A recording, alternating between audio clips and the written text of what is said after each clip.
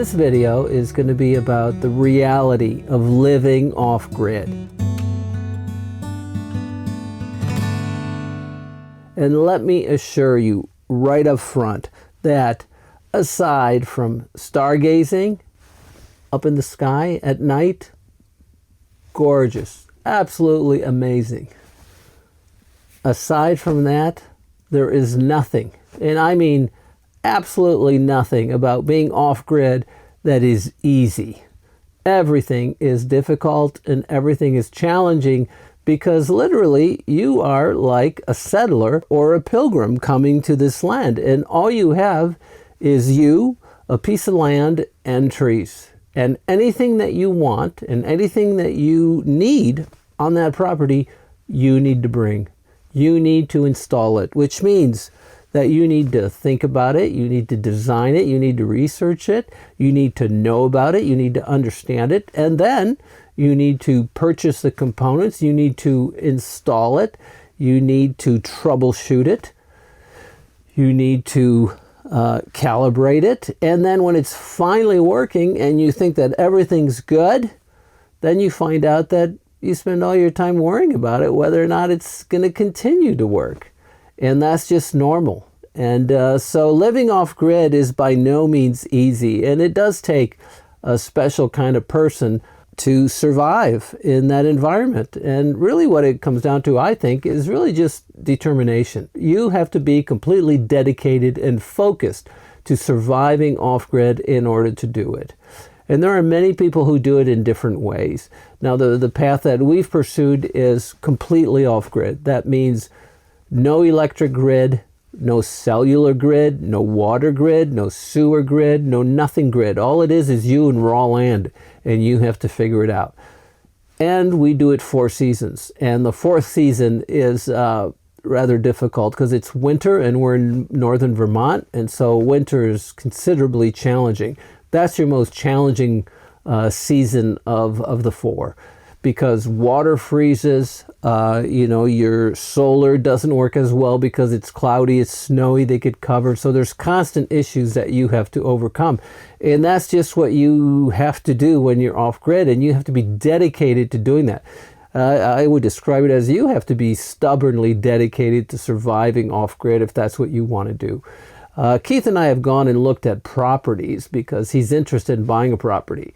And what we found is that 30% of all the properties that we looked at were abandoned homestead attempts. People who had built structures and attempted to build systems and then eventually just packed up and left because, I'm guessing, it just proved to be too difficult. And so the romanticism that you see in YouTube content about living out in the middle of nowhere, in the middle of forest and nature, and flowing rivers and mountains and sunsets. All of that is beautiful, but the cost of succeeding at doing that is just unbelievable. And you can do it. I'm not trying to discourage anybody from doing it, but it is a lot of work and it's continuous. And when something goes wrong, there's nobody coming to your rescue. You are it. You are going to have to solve your own problems. So you need to be a good troubleshooter, and you need to have really a positive disposition because challenges will come, of course, always at the wrong time. There's never a good time to have a flat tire, right? So, your controller will go down, your solar panels will stop working, your wind turbine will have this, your water filtration system will stop working, something will happen, and you will have to solve it. And you can't wait to solve it. You need to solve it right then and there. And what you realize is that your life really depends on it. And that's okay. If you're the type of person who derives pleasure out of solving problems and out of surviving and you don't need any kind of public acclaim, well then really living off-grid might be your thing. It's very possible. I remember my first time off-grid, completely off-grid, and with no transportation, no cell phone, staying in a place where there was no grid electricity. It was all solar. Water was rain collected and filtered. And I was there for a whopping 12 hours. So I was there from 7 p.m. until 7 a.m. 7:30, it was pitch black outside. I mean, there was nothing, because there's no residual light from the city glow, if you will, or anything. You are literally just you, and it is deafeningly quiet. Like there is no sound whatsoever. You hear nothing except for your own stomach growling or for your own shirt moving and rustling against your pants. But aside from that, it was unbelievably still and quiet. And I sat on the couch next to the fireplace, and I was typing on my computer, and it seemed like my computer was really loud because the keys, I could hear them. But then all of a sudden, out of the blue, I heard a thump. And at first I just dismissed it, but then all of a sudden I realized, no, a thump isn't normal. Why did I hear a thump? So I stopped and I listened intently, and then I heard another thump. And I turned and I thought it came from a window. So I went over to the window and I tried to look out, but it's so pitch black out that I couldn't see. All I could see was my own reflection. And I know for some people that might be scarier than for other people, but it wasn't for me. But then I heard another thump from behind me, and I thought it came like close to the front door. So I walked over to the door quietly, carefully, and I locked it. And then I heard it again, and I couldn't believe it. And at this point, I'm starting to develop a certain sense of panic because I don't know what it is. Something is out there, and it's making the noises. So I end up shutting all the blinds in the whole place, because all of a sudden I have these crazy notions of every horror flick I've ever seen, which is, you know, Jason's out there with his hockey mask looking at me, or Freddy Krueger is out there, he's gonna slice me up. I mean, your mind just goes wild. And eventually what I figured out was that that noise was coming from the wood in my fireplace, just settling to the bottom of it, and it was just a thump that resonated through the floor of the camper. And it was rather ridiculous and rather embarrassing, really, but at the same time it just showed me how crazy our minds can go and how frightening it can be to be off-grid. So I opened all the blinds up and I sat back down. I was like, oh my goodness, this is ridiculous. How could I fall for that? How could I react in that way? And as I'm sitting there and I'm working, all of a sudden I noticed that outside it suddenly gets really bright. And I'm like just puzzled. It was pitch black and now it's bright. So I open the door and I walk out, and it's a gorgeous full moon. I mean, the moon is just super bright. You can hardly see the pattern on the moon. It's so bright, and everything is lit up. I mean, it's really incredible. So I walk out, and Keith has this belief that, you know, if you mark your territory as a human, the animal world understands that that's your territory, so they will respect it. You know, that's just his thought process. And in the winter, once he actually proved it to be right, because some animals walked up to his property and then walked around his property based on where he marked his territory. So there's something to it, but whatever. So I ended up just out there, and I decided, well, since I'm outside, I might as well contribute to this. So I was marking the territory, and then in the middle of that, suddenly it went pitch black again, and I couldn't understand what just happened. And I looked up, and I couldn't see the moon whatsoever, but I could see clouds, dark clouds, slowly moving over the beautiful display of stars. And so I figured, well, what happened is that clouds blocked out the moon. But it kind of struck me as frightening, because I turned around and looked over my shoulder, and there's the door to the camper. And what do? I mean, I'm out there, I'm vulnerable. And then a bear comes around the back of the camper, and I'm standing there, exposed in more ways than one. And what do? Do I run? Do I run in the forest? Does that make sense to run away from a bear? Do I climb a tree? Does that make sense with the bear? Or do I try to shoo it off, like go towards it and try to scare it as if I can? Or do I make a run for the cabin and get inside the door? I mean, what do? Well, I decided to just casually walk back to the camper, because the bear was imaginary. But the thought struck me that if I'm out there and I am vulnerable, what do I do? And so I've been struggling with this thought ever since, is that if you run into a bear or a wild animal in the wild, you only have one chance of surviving that first conversation. And if you want to have a second conversation, you better survive that first conversation. Now, I'm not a gun lover, and I've never owned a gun, and I'm not even really interested in owning a gun.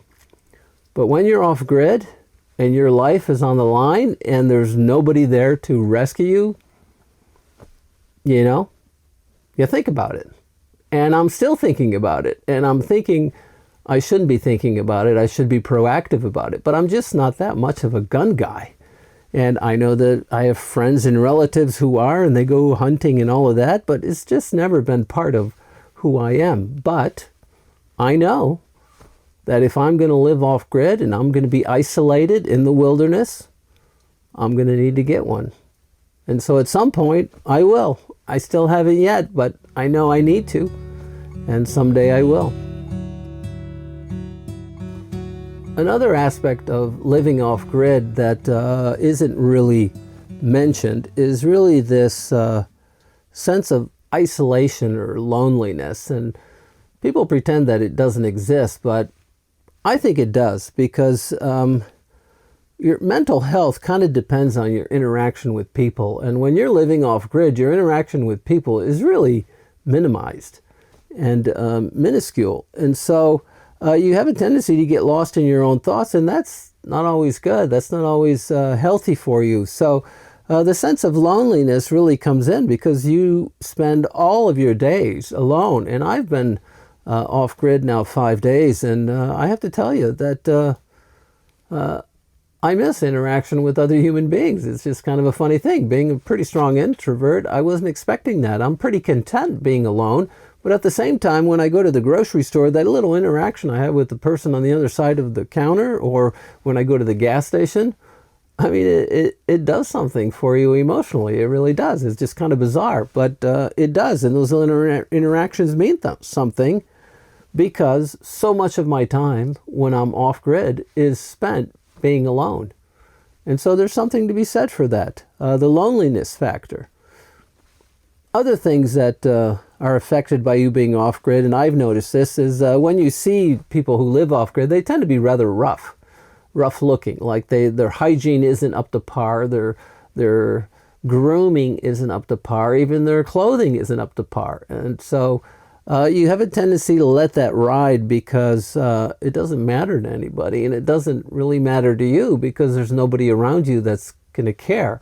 And so you do let that stuff slide. And that's just kind of an interesting philosophical thought, is that how much of that we do is really for other people as opposed to really for ourselves. And do we really need it, or is it just cultural conditioning?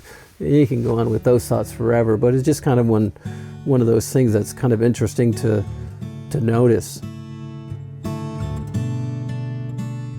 Something else I want to mention about living off grid is that people do it lots of different ways, and there's no right or wrong way. You do whatever suits you and whatever you're comfortable with. And some people do it for 2 seasons or 3 seasons.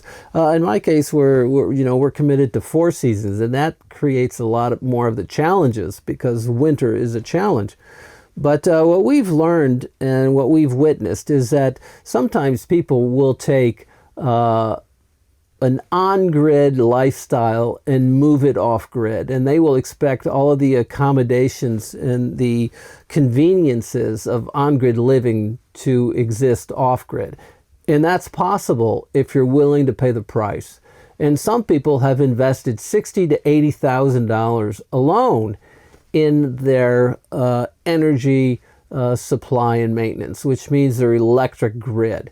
And so they have a huge array of solar panels and a huge bank of batteries that enables them to afford every luxury of on-grid living, which means microwaves, heaters, washer dryers, televisions, you name it. Anything they want is available. But that's $60,000 for that system, and that system is going to survive 10 years.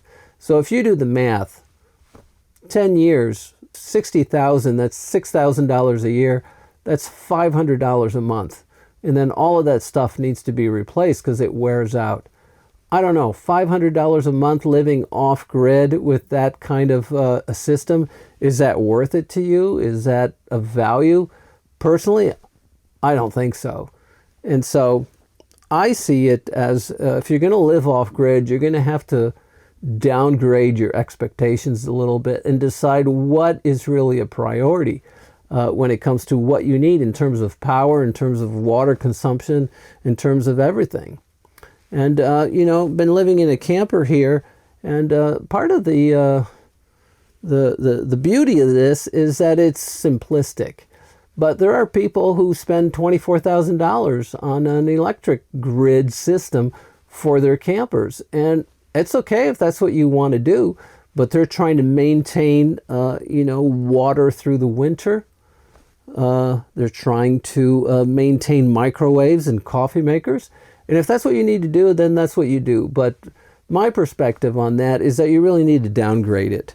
And so what becomes important? Is a microwave that important to you? The cost difference for me just isn't.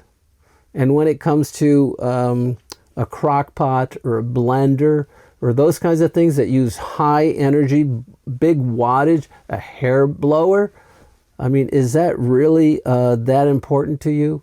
A washer, dryer, a dishwasher? I mean, are those things that important to you that you use so much that you're willing to pay all that cash just to have those off-grid? If that's where you're at, then that's fantastic. But personally, no, I'm not on that. I am more of a minimalist. I see it more as the ability to downsize my expectations. So do I still want a coffee maker? I do, because I do enjoy that. But I don't keep the coffee hot for hours, because anything that you ask to generate heat is going to cost you when it comes to energy. And so I don't, but I do like my coffee coming from a coffee maker. Do I need a nuker or a microwave? I don't. Do I need a blender? I don't. Do I need a toaster? Well, a toaster, that's a tough one, because I do like the toaster. But think about how much you're actually using energy when you put your toast on. It's not that long. It's 20, 30 seconds and you're done. So that's actually manageable. And one of the things we came to realize is that, and we ran into a guy that made us realize this, and he was off grid. He had no solar panels. He ran his whole battery system from a generator. So he told us that he spent $3 a day running his generator and recharging his batteries, because he didn't want to fuss with having solar panels. And so 3 hours a day, he's spending $3 a day. And over 30 days, that's $90 a month, supplying himself with the power that he needs. I mean, that's not bad. That's reasonable. And no solar panels. He doesn't have to maintain them. He still has batteries. He still has to replace those over time. But still, we're all going to have that issue.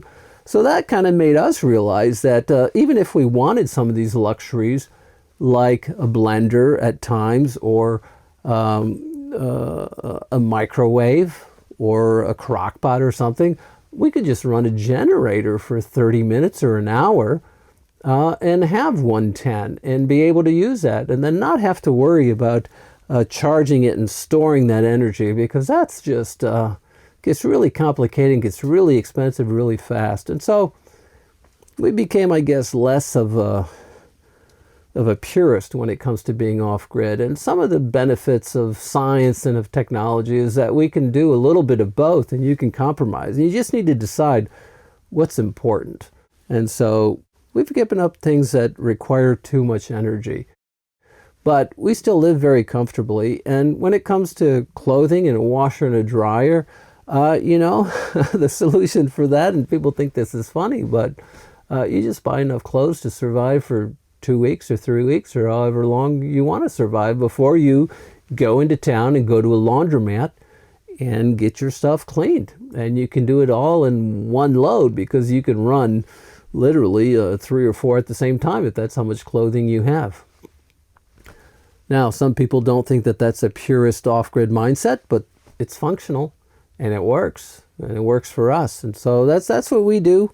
We find it to be, reasonable.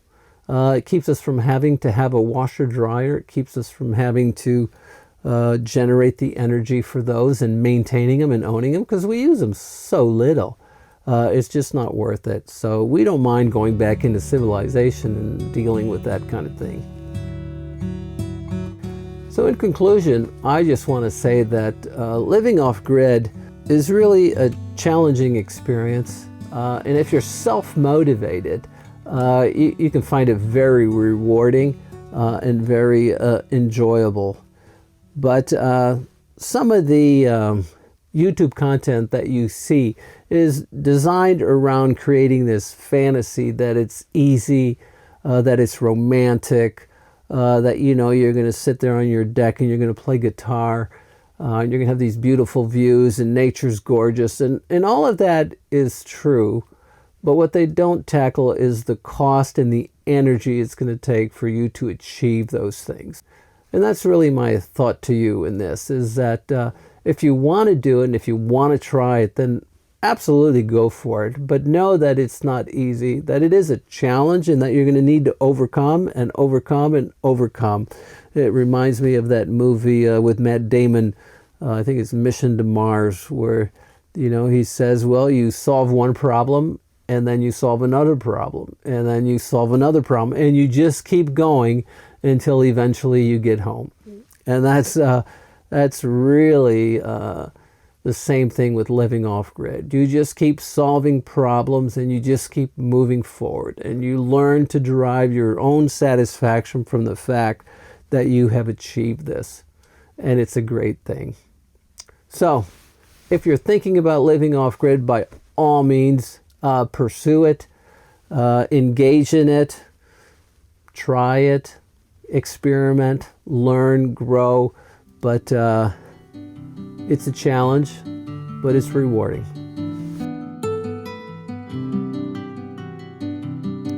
David here, critical thinker, off-grid. What do you think of that AI-generated filter I'm using on my face and in the background? AI is just completely amazing, isn't it? Well, actually, no, that's not AI. That's all real. I think I just talked on a video recently about what happens to your appearance when you're off-grid for a number of consecutive days. Well, this is what it looks like. Reason I want to talk to you now is really about subscriptions. I need 3,000 subscriptions within the next couple months in order to maintain my viability on YouTube, in order to keep this channel alive. So if you would consider subscribing, getting your family to subscribe, getting your relatives to subscribe, and even a random stranger on the street, if you can get them to subscribe, that would really be something. Another way that you can contribute to the channel is by, you see that little icon at the bottom that's a thumbs up? If you can just click that, that lets us know that you like the video. And the algorithm likes a big number at the bottom there that says that a lot of people like the video. And that helps in the exposure that we get on YouTube. The third thing that you can do to help the channel is to leave a comment. Short comment, brief comment, or a question, or a long comment. Any kind of interaction with our channel helps the algorithm and helps us. So those three things: subscribe, like, and leave a comment. Another benefit that you get from subscribing is that you get notified when we release new videos. And my next two videos you're really not going to want to miss. The first one is about us building a masonry mass heat wood-burning stove in a camper. I know it sounds crazy, and well, it actually was, but the results were astounding. And so I wouldn't want you to miss out on that, but I need you to subscribe so that you can be notified that that video has been released. Our second video is about building a shrink wrap shed. I'll make a bet you don't even know what a shrink wrap shed is. Well, you won't unless you subscribe, because then you'll be notified when that video has been released. So join us by subscribing to the channel so that you can follow along on our adventure off-grid. And remember, if your life isn't an adventure, then make a change and make it a great adventure.